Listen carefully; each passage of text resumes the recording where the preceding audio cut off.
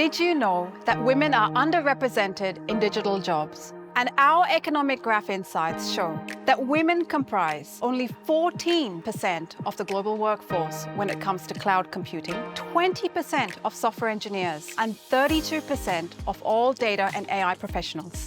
Yet, there are many subgroups of disruptive tech skills where women have a higher representation, such as human-computer interaction, nanotechnologies, and data science. And what we've found is that the skills that underpin these fields are largely what's required to fill the jobs gap. Today, I'll be sitting with three amazing leaders in their space to try and untangle some of the issues around gender equity in our digital economy.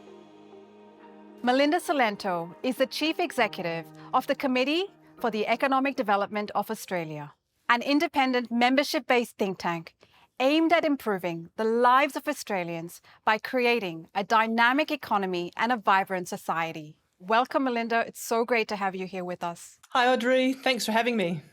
Melinda, this is a big topic, the digital economy.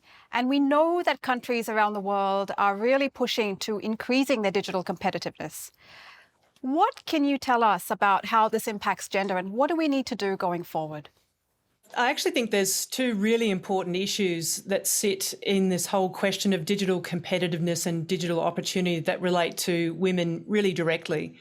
I mean, first, obviously, there's going to be huge opportunity in the digital and tech sector, opportunities for women and the broader community and economy. But also, the more women we can get into the sector, the more likely it is that we're going to see innovation and productivity and growth in the sector as well, because we know that's what a more diverse workforce brings. So there's sort of a virtuous circle in that aspect, if you like, that we need to be really focused on. Secondly, I think we really need to think about the fact that digitisation and technology is going to be, and already is, reaching into all of the sectors of our economy, including sectors that it hasn't previously touched and that have a really high proportion of women in them. So if you think about aged care, for instance, and how we make sure that people and women in those sectors have the skills and capabilities to adopt and use new technologies and digital technologies to benefit them and the sector is also another really important issue that we need to be focused on. What are the kinds of policies should government be putting out there to encourage women into these roles? And, what can we expect to see? Well, one of the things that we've talked about before, Audrey, is maybe a little bit of an image problem or an image challenge, if you like, that the sector has. The sort of move fast and break things mentality, or the sort of perception of tech for tech's sake. And so one of the things that we've been very focused on at CEDA is actually trying to reshape the focus, if you like, on how we think about technology and put purpose at the centre. And by that I mean that we recast it in the sense of what we call public interest technology. I think if we start focusing on how we make sure that we design, develop and use technology in the public interest, in other words, how we govern technology, if we can do that more, I think that puts purpose at the core. And I think that's going to be something that's going to be more appealing and attractive to women and to a much more diverse workplace. And government, I think, has a really important role in actually setting that tone, if you like. And if I could add one more thing, we actually think that a really important thing the government could do would be to appoint a chief technology officer, one to sort of lead and champion the national debate and the aspirations, but also to sort of be a focal point for this public interest conversation and making sure that the community concerns are heard about what new technology means for them. Such important insights. Finally, Melinda, here's a big question, but what will it take for us to close this gender gap as we head into this digital economy? Yeah, it is a pretty big question. The one thing that we know is that we can't just sit there and wait for it to close itself. If we do that, we're going to be sitting here for decades and decades with the same scenario. So we can't do that. What we can do is really talk about the need to push what I would call, inclusive policies. And we've seen this in other sectors as well, that if you really want to get the results in a more diverse workplace, if you really want to see a more diverse workplace, you've got to push all of the policies that make that workplace more inclusive. That means policies that support flexibility, That means policies that reflect the broader responsibilities and commitments that employees have. So if they've got kids and family and caring responsibilities and things like that. And it also means really putting purpose and the culture and values of the organisation to the fore. They're the things that we've seen in other sectors that really drive change. Perhaps the best example at the moment is actually in the construction industry, which has got a real skills shortage and has really been struggling to attract women for a long time. They've actually established the Construction Industry Culture Task Force, which is really focused on these types of initiatives, the purpose of which is to actually improve productivity, make sure the projects can actually be delivered, create more opportunities for women, but also improve the well-being and health of the broader workforce. So it's pretty multifaceted. So valuable. Thank you so much for your time today, Melinda. It's been a pleasure. Thanks for having me, Audrey. Kate Pounder is the CEO of the Technology Council of Australia, the peak body aimed at growing the nation's technology sector to over $250 billion over the next decade. Hi, Kate. Hi, Audrey. So great to have you with us, and thank you for joining us today at TEDxSydney. We would love to hear about the sorts of careers that women have in tech. Could you tell us a bit about, the career journey and the career paths of women in tech? It's a great question, Audrey. And firstly, they offer opportunity. So we know that tech jobs are one of the fastest growing areas of jobs in the economy. A software engineer today is a more common job than plumber, hairdresser, a lawyer. But secondly, they offer the chance to solve really important problems. And that might be tackling climate change, it might be better diagnosing or treating diseases, it might be improving transport systems or food systems.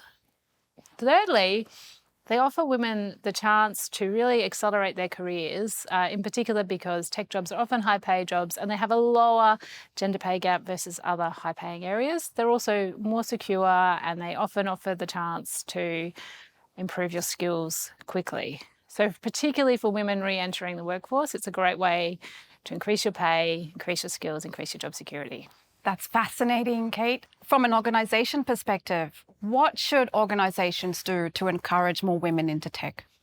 I think they can do three things. The first thing is to excite women about the jobs and in particular, talking about the problems you can solve, talking about the impact of the work. I think the second thing they can do is be more open to hiring from a diverse pool of applicants and in particular to thinking more broadly about people's degrees or underlying skills. And I think thirdly, it's about encouraging women to apply and so preventing them from self-selecting out of the opportunity in the first place. Thank you, Kate. This is so valuable. So great to have you with us. My pleasure. Sally Ann Williams is the CEO of CEDA Innovations, a deep tech incubator, solving the world's most pressing problems through science and engineering. Welcome, Sally, on such an important topic. Thank you. It's really great to be here. And you're talking about one of my pet passions, clearly.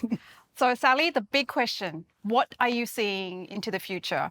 What are the opportunities and do we have what we need and what do we need going into the future? I love that question. Do we have what we need? No. What are the opportunities? Limitless.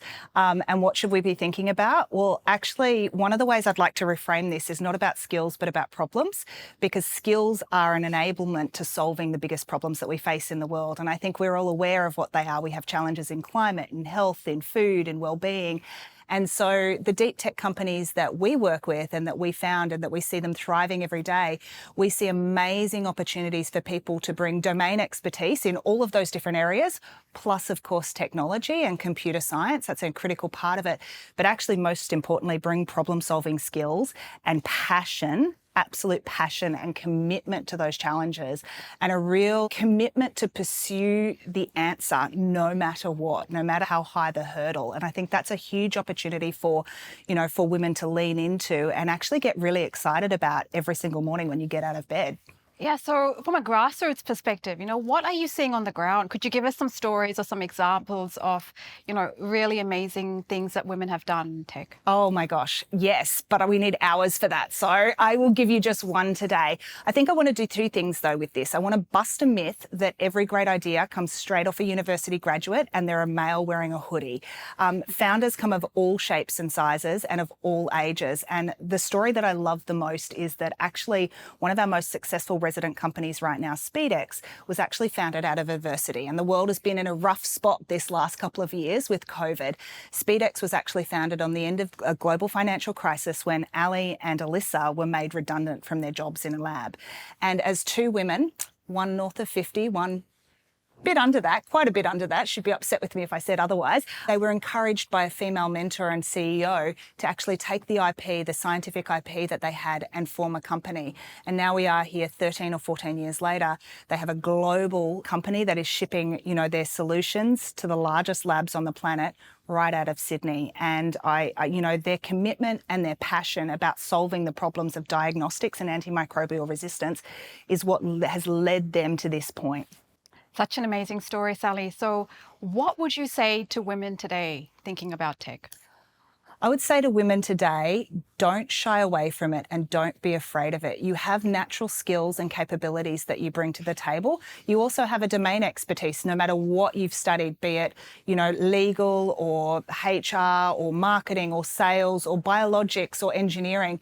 But lean into the technical side of it. Look for opportunities to, diversify your knowledge, be curious, be hungry, get product management skills, understand what customer discovery is, be really focused on the things that bother you the most in the world, and look for opportunities to lean in and either join an organization or maybe build a company that is solving some of those problems. Because I want women not only to be fulfilled in what they do at work, but I want them to be, financially rewarded. And, technical jobs in this sector are some of the highest paying, most secure jobs.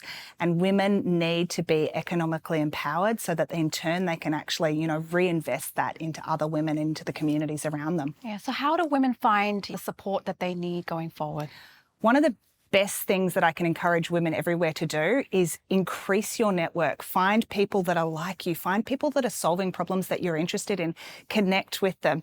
I mean, free sales plug for LinkedIn here, but true story, most of our companies in our building actually build their networks of supporters, advocates, and their first sale through making connections on there. And for me as a woman, as a senior executive, my cabal, my posse of women have never been more important to me in my life. And so find people that will champion you, support you, and likewise pay it forward to them and go on the journey, because there are people out there that want to back you and support you and nurture you every step of the way. That is so great to hear, Sally. Finally, big question. What kind of future would you like to see?